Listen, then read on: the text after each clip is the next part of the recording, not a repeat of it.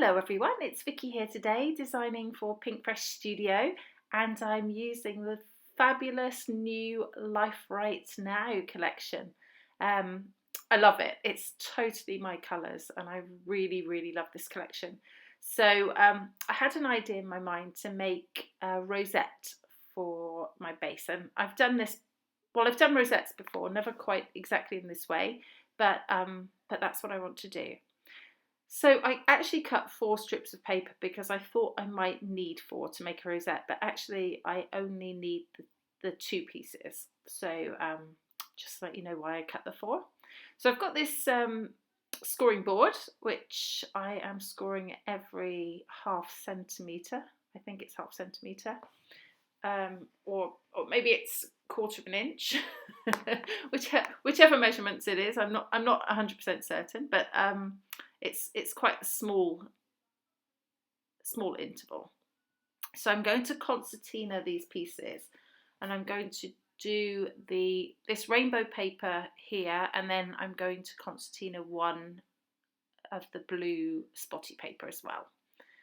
And you won't have to watch that whole process. I will skip through shortly, but you'll see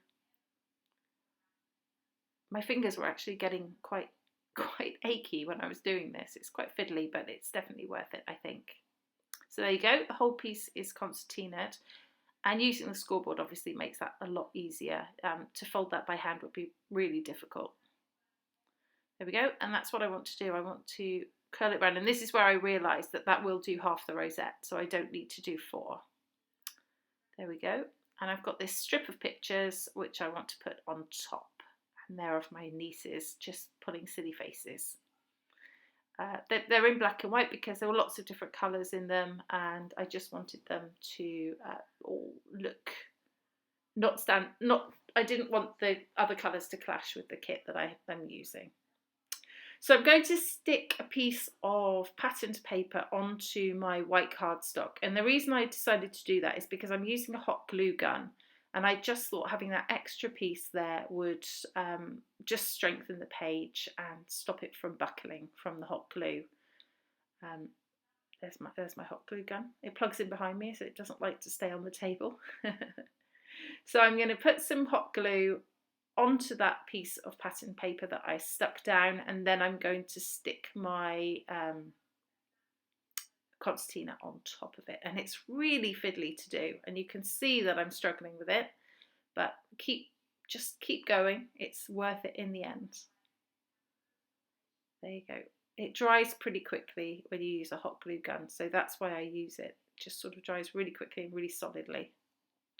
So that's one half of the rosette, and then I want to use a different colour on the other side, just to add a bit of interest to the layout. So again, I'm putting glue, and I sort of figured out a better way of doing it this time around. And of course that blue also helps hold the pieces in place because you have something to push it against. And then I just use the hot glue to glue the edges down as well, so that they stay in place and join in the middle. There we go, so there's my base, and I'm going to put my strip down the centre, and then I'll use some of the florals from the collection to go around it. So I'm just sort of thinking what I'm going to do here.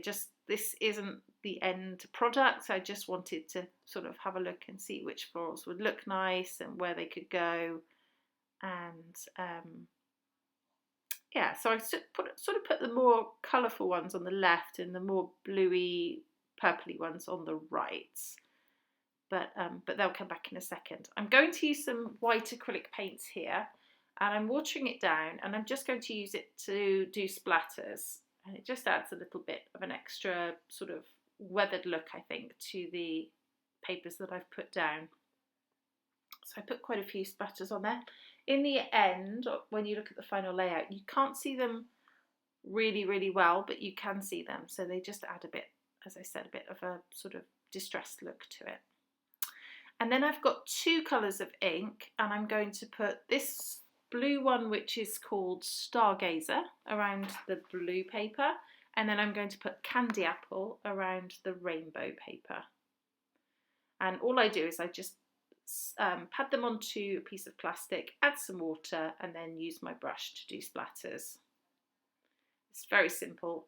It's just a good way of using your extra way of using your inks as watercolours. And obviously the colours always, there's always a perfect colour for the collections that you can use in these kits. That's the great thing about Pinkfresh watercolours.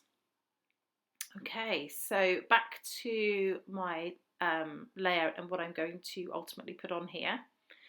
And I love this paper with the big words, and I knew I couldn't use it as a base paper. I wouldn't have enough space to put all my bits and pieces on. So I'm going to use it as a title. So I'm going to cut out here. It says here, and then it says my favourite place to be. So I start to cut around this, and I think I might leave plenty of white on there. I'm just rounding the corners here. But I ultimately decide to cut more off of it. In the meantime, I'm going to cut my photo because I want to put the title running down the middle of the photos. So I cut one off and put that there at the bottom. And this is where I will cut through this, but I just cut out more of the white on the title, and I like that better. Okay, so now I'm thinking, let's get some florals back on, I think.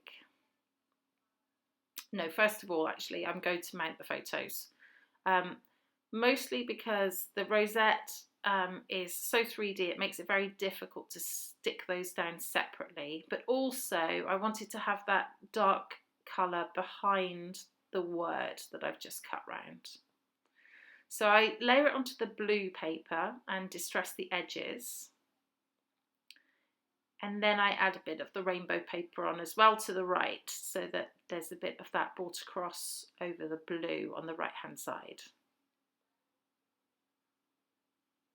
Okay, and again I distress the edge of that just as added texture.